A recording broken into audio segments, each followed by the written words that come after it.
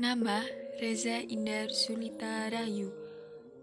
Nomor induk mahasiswa 12202183114. Jurusan Pendidikan Bahasa Arab. Tempat magang di MTSN 2 Trenggalek.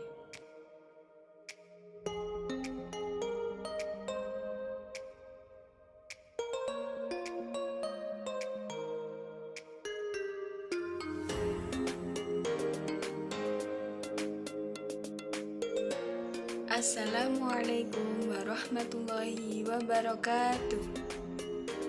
Kaifa halukum jami'an? Tayyib, al-an sanata'allamu 'anit tarkib, yakni al-mubtada wal khabar. Hayya nabda dirasatana bi qiraatil basmalah. Bismillahirrahmanirrahim.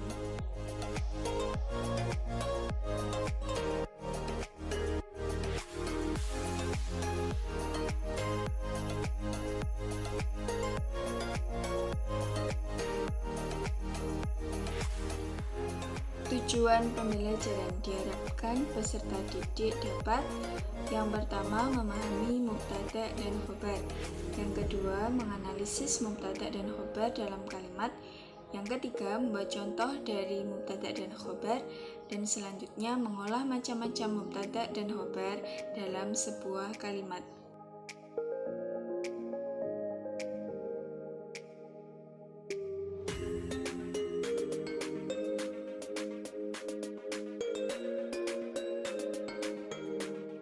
Selanjutnya, kompetensi inti dan kompetensi dasar.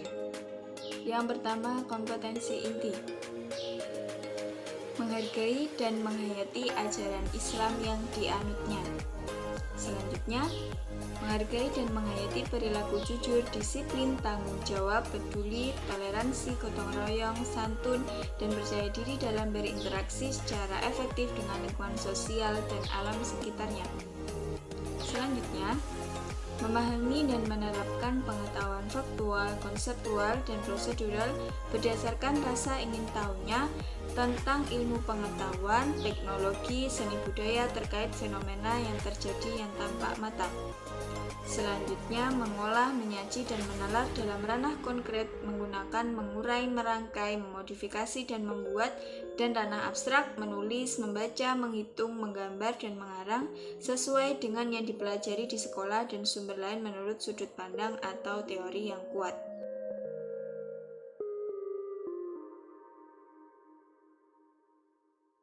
Selanjutnya, kompetensi dasar. Yang pertama, menganalisis gagasan teks sederhana yang berkaitan dengan tema ta'aruf yang memperhatikan bentuk, makna, dan fungsi susunan gramatikal mubtada dan khobar. Yang kedua, menyebutkan struktur kalimat mubtada dan khobar yang berkaitan dengan topik at-ta'aruf. Selanjutnya, menyusun kalimat dengan pola tertentu sesuai tema atau topik, yakni ta'aruf, dan struktur yang benar, yaitu mubtada dan khobar. Oke, jadi pembahasan kita kali ini yaitu tentang mubtada dan khobar. Mubtada yang biasanya dilambangkan dengan huruf mim dan juga khobar yang biasanya dilambangkan dengan huruf kha.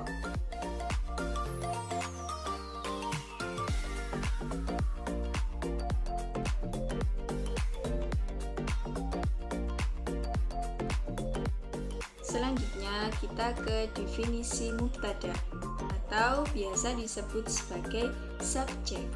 Pengertian dari mubtada yaitu benda atau isim yang jatuh di awal kalimat yang berkedudukan sebagai subjek. Selanjutnya, khobar atau biasa disebut predikat, yaitu kata yang pasti jatuh setelah mubtada dan berkedudukan sebagai predikat. Mubtada dan khobar itu harus sama dalam yang pertama bilangannya, yaitu ada mufrad, tasniyah, dan juga jamak. Mufrad adalah yang menunjukkan arti satu, sedangkan tasniyah yang menunjukkan arti dua, dan jamak yang menunjukkan arti tiga. Selanjutnya, mubtada dan khobar juga harus sama dalam jenisnya, yaitu mudzakkar dan mu'annas. Mudzakkar yaitu untuk laki-laki, sedangkan mu'annas untuk perempuan. Berikut adalah contoh-contoh mubtada dan khobar dalam kalimat. Yang pertama, yang berbentuk mudzakkar. Contoh, anta Umar, kamu adalah Umar. Anta sebagai mubtada dan Umar sebagai predikat. Yang kedua ada huwa farukun, artinya dia Faruk. Huwa di sini berkedudukan sebagai mubtada dan selanjutnya Faruk sebagai khobar. Untuk contoh yang mu'annas, yang pertama ada hiya hilyatun, dia hilya.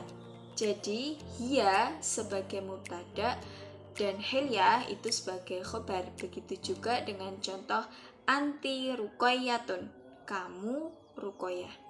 Selanjutnya mari kita analisis contoh yang salah. Yang pertama, hiya farukun. Kenapa ini salah?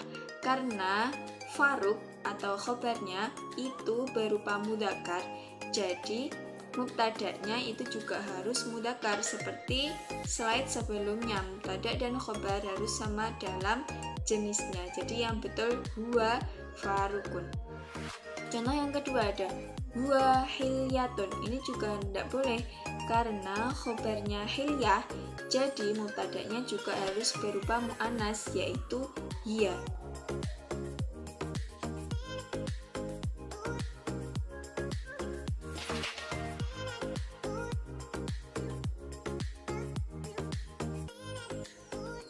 Mari kita baca teksnya. Ana thalibun, ismi Azam, wa hadha Mahmudun, huwa talibun, huwa sodiki. Selanjutnya, ana talibatun, ismi Hilyatun, wa hadhihi Rafidatun, hiya talibatun, hiya sodikoti. Jadi di sini yang pertama, ana talibun. Ana berkedudukan sebagai mubtada dan talibunnya sebagai predikat atau khobar dari ana. Selanjutnya ada lagi wahada Mahmudun. Hada sebagai mubtada dan mahmudunnya juga sebagai khobar. Nah, susunannya itu sesuai syarat mubtada dan khobar tadi. Harus sama dalam jenisnya, yaitu yaitu mudzakkar dan mu'annasnya. Baik, selanjutnya bisa dicari sendiri ya, mana yang mubtada juga khobarnya. Baik, kesimpulan pembelajaran hari ini tentang mubtada dan khobar. Jadi susunan mubtada dan khobar yaitu susunan subjek dan juga predikat. Mubtada yang biasa jatuh di awal kalimat dan khobar yang mengikuti mubtada atau berfungsi sebagai penjelas dari mubtada. Dan syarat-syaratnya seperti yang telah kita pelajari tadi, mubtada dan khobar harus sama dalam bilangan dan juga jenisnya, mufrad, tasniyah, jamaknya dan juga jenisnya yaitu mu'annas dan mudzakarnya seperti contoh-contoh yang kita pelajari. Sekian pembahasan kali ini.